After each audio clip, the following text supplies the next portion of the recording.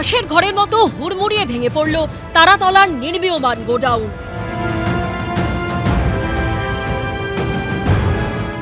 মানুষের মৃত্যু, হাহাকার।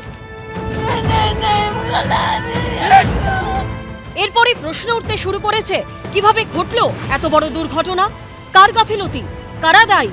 কেন কোনো নজরদারি ছিল না? প্রাথমিকভাবেই মনে হচ্ছে এটা একটা সিরিয়াস ডিজাইন ফেলিওর। এটা যদি প্রপার ডিজাইন হতো ভাঙার কোনো স্কোপই ছিল না। এখানে ডিজাইনে বা কনস্ট্রাকশনে দুটোতেই এখানে গলদ থাকতে পারে। নিয়ম অমান্য করেই কি তৈরি হচ্ছিল এত বড় গোডাউন? এই রকমভাবে প্রথমে হচ্ছে পিলারের বদলে এরকম লোহার যে পাত দিয়ে মোটা সেটা দিয়ে কিন্তু করা হলো।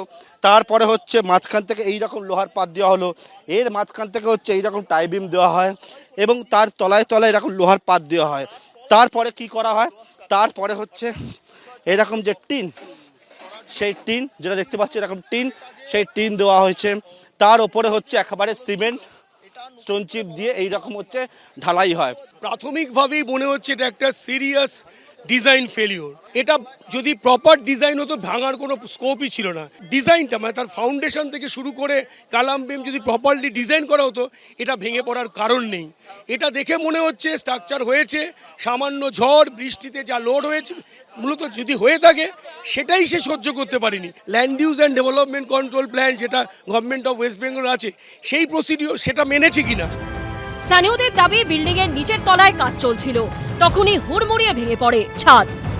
নিচ থেকে ঢালাই হতে হতে একটা বহুতল তৈরি হয়। প্রথমে একতলার ছাদ, তারপর দোতলার ছাদ, তারপর তিনতলার ছাদ।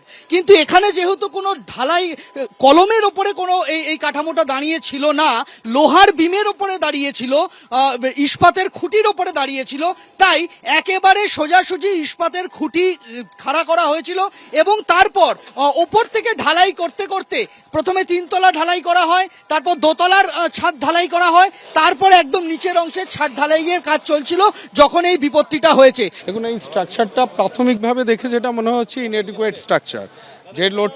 যে লোডটা এখানে পড়েছে এবং জয়েন্টিংগুলো যেগুলো দেখে মনে হচ্ছে এরকম জয়েন্টিং হয় না। এখন কিভাবে কে অনুমোদন করলো এটা বিষয়টা এখন তদন্তের বিষয়। এখন এর ফলে যেটা হয়েছে ওভারলোড হয়ে গেছে, ওভারলোড হয়ে জাংশন থেকে এটা টিয়ার করে গেছে, টিয়ার করতেই কোল্যাপস করেছে, কোল্যাপস করতেই এই ডিজাস্টারটা হয়েছে। কিন্তু প্রাথমিক অর্থে যে ব্রেসিংগুলো থাকা উচিত একটা স্ট্রাকচারে, সেই ব্রেসিং কিন্তু এখানে আমরা দেখতে পাচ্ছি না।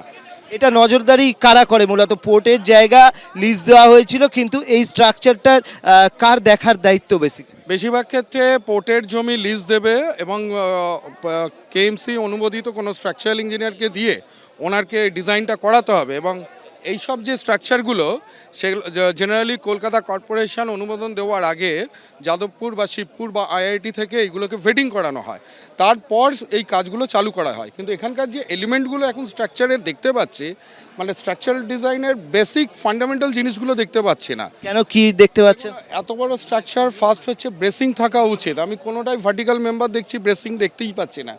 এবং জয়েন্টিং যেগুলো করা হয়েছে, জয়েন্টিংয়ের যে বোল্টগুলো আছে সেগুলো ঠিকঠাক ডিজাইন হয়েছে কিনা এবং সেগুলো ইনস্টলেশন ঠিকঠাক হয়েছে কিনা সেটার একটা দেখার বিষয়। কারা দোষী? কাদের গাফিলতিতে এই বিপর্যয়? কারা কেন নজরদারি চালায়নি? দোষীরা সবাই কি কড়া শাস্তি পাবে? অর্ণব মুখোপাধ্যায়, সন্দীপ সরকার ও পার্থপ্রতিম ঘোষের রিপোর্ট, এবিপি আনন্দ। এবিপি আনন্দ, এগিয়ে থাকে, এগিয়ে রাখে।